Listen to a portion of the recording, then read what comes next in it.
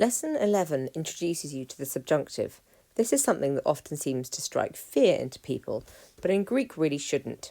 It's definitely not difficult, and I'm very glad it's introduced so early on in the book because it's really useful, and not fearing it now will make your ability to read the New Testament grow very quickly.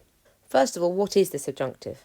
If I was surveying you in class, you'd probably be saying things like hypothetical.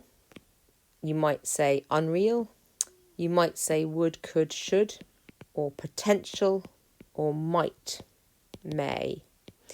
These are all the kinds of things people say to me. What we're looking at is a mood. So it is a verbal mood, and it is a mood that might be equated with potentiality. But in Greek, it's really a lot more simple than this, and I want you to forget everything you thought about before, because it was probably confusing and probably won't help all that much with Greek. All I want you to think about is a red flag.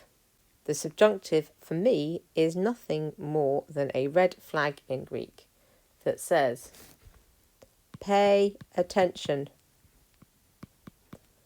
not a statement. You're then going to look at the context to work out what it is. But the subjunctive itself is doing nothing much else than alerting you to the fact that you're in a more complex clause. The form is similarly straightforward. You have learned luor, lues, lue, luomen, lueta, luusin. Now, I've said the subjunctive is a red flag, stop and think. Stop and think, and talk while stopping and thinking. Drawl, lengthen your voice. Make those vowels as long as you can your endings. And now you have the subjunctive. Can you lengthen omega any further? No. Can you lengthen epsilon iota any further? Yes. Similar epsilon iota. Can you lengthen omicron? Yes. Can you lengthen epsilon? Yes. Can you lengthen us? Yes. So the subjunctive endings are simply lengthened vowel versions of the indicative endings. That means you may well find yourself reading the subjunctive without even really noticing it, because you might notice that the luor is exactly the same anyway, and men, te, sin still characterise we, you and they. So you might not even notice you've got a subjunctive and just translate things without worrying about it. It would be good if you started recognising they were there, though, and using them to think about the context of the sentence. However, the sentence is almost certainly going to be marked for why there is a subjunctive there. So you may spot the subjunctive and think about the context, or you may spot the context and be aware that you're expecting a subjunctive. These are going to be things that are almost certainly double marked in some way, and therefore again not something difficult to have to think about. How do we use it?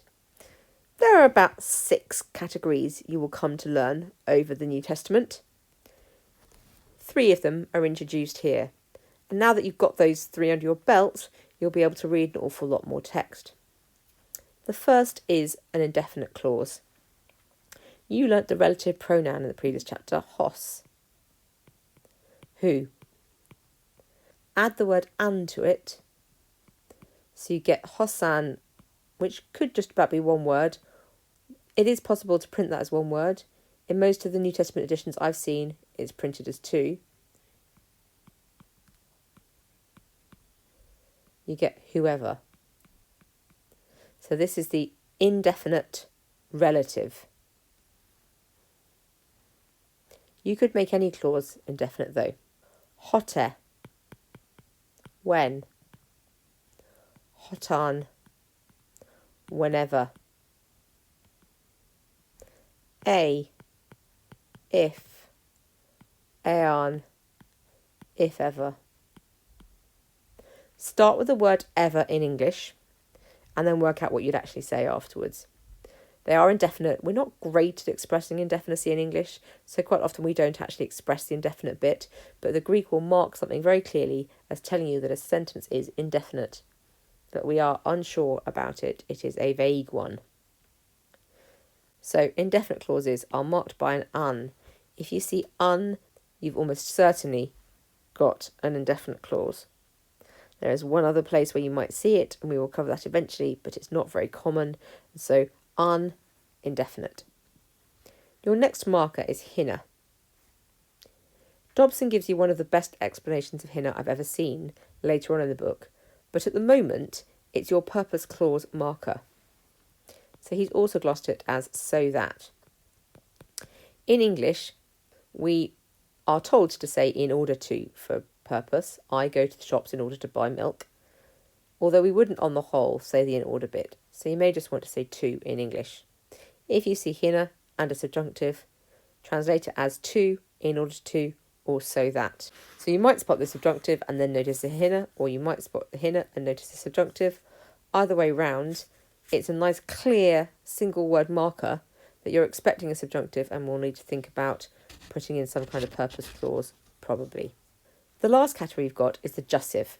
Now the word jussive comes from the Latin word eubeo, which means I order, and in the past that's iussi. I ordered. It's therefore a way of giving a command. Greek imperatives, if you've paid attention to Dobson, you'll notice that lue and luete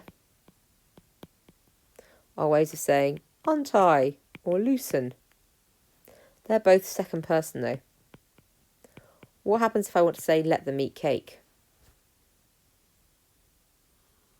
Or let me think? You can also have third and first person commands. Now the third person will park for now because we'll deal with those later. So hang on to that thought.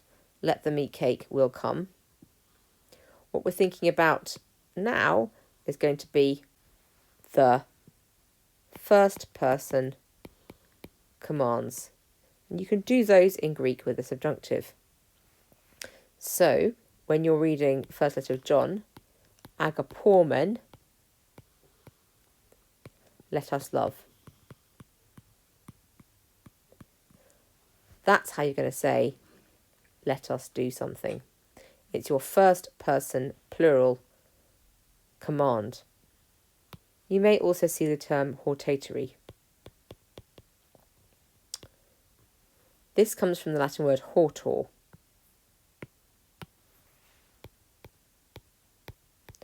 Hortor means I urge, encourage, and giving us the English exhort. Pedants will say that you can only encourage yourself, you can't order yourself, so that first person singular are hortatory, first person plural are jussive. This isn't something I've ever worried about as a split, but you will find the language of both hortation and jussiveness going around in commentaries. Just be aware they both refer to the same thing, the use of the subjunctive as marked by that nice long vowel there to say let me think or let us love, something along those lines. So you've got 3 uses of subjunctive so far. If you see you've got indefinite. If you see hinna, it's purpose.